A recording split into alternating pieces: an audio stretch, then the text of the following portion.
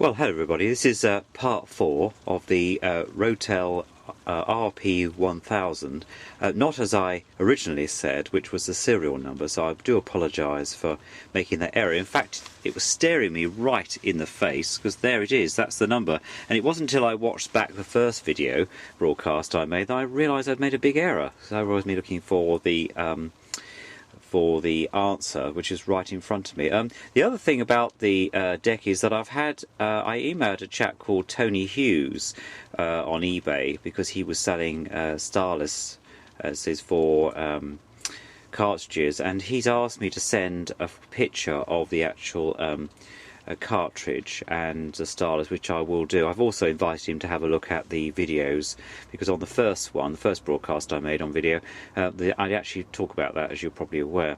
Anyway, this afternoon I've actually been doing some more work, and I've finished off all the sort of nice bits, really, the polishing and the cleaning part of it, sort of part of the refurbishment. You can now see that the tone arm really has got a shine on it, and I've taken off the counterweight here and cleaned all that up, all the mechanism here, and I just need to run some little bit of oil just to make sure everything runs all right, and I've cleaned all round here and all the case and given it a polish with some wax polish, a light wax polish, and it's really brought this it's like a hermanite, I don't know if that's the right word to use, but sort of matte steel. This is metal steel finish here, and everything. The motor seems to be a bit quieter now, so that's a good sign.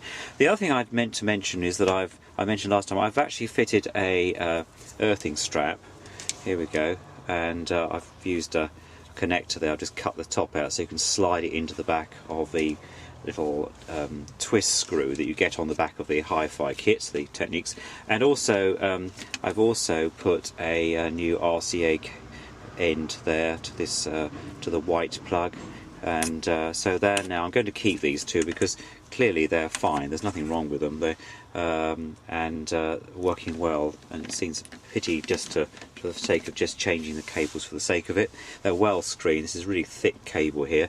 The other thing, I put a fresh plug on, and also some new flex, some new 5-amp flex. I have to say, the old one, somebody had actually turned back the earthing lead, the green earthing lead, which is a very dangerous thing to do, because if the thing shorted out and you were touching in the metal parts, you'd get a full shock of 250 volts, which wouldn't be a good idea. I don't know why they've done that. Probably they had a 2-pin plug rather than 3-pin. I find that rather strange, and particularly now, unless the house they were in had only been fitted with the old 2-pin arrangement, because I understand, but I don't know for definite. Anyway, the good news is it all looks very nice. I've also cleaned up the disc, the turntable, and the mat, so that's looking very good now. Let me just show you that in a bit more detail.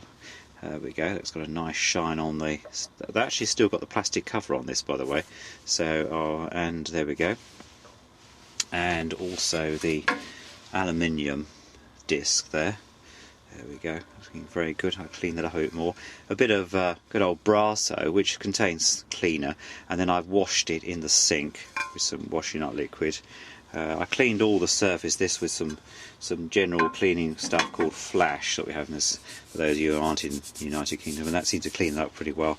And then a very thin layer of spray wax on here, and then a good old buff up. So as I say, this isn't wood, but it looks like wood, a bit like the Garrod. So there we go. So there we are, really. All we need to do now is to put the bottom back on, the base of it, which if you look underneath, I'll just turn over here.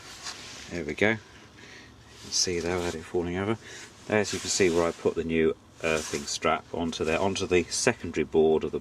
So that links directly to the steel. And I've checked that for continuity, and that seems to be fine. That should reduce the hum down a bit more, actually. And there, pull that bit out there, caught underneath the edge there. It's interesting to slide the deck out, because I obviously did a bit of cleaning.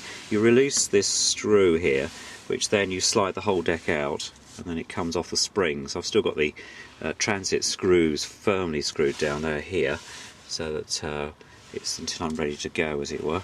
So, and there we are. now I think all the next thing to do is to put the bottom back on again, the bass bar, put back on again, and power up and see how we get on.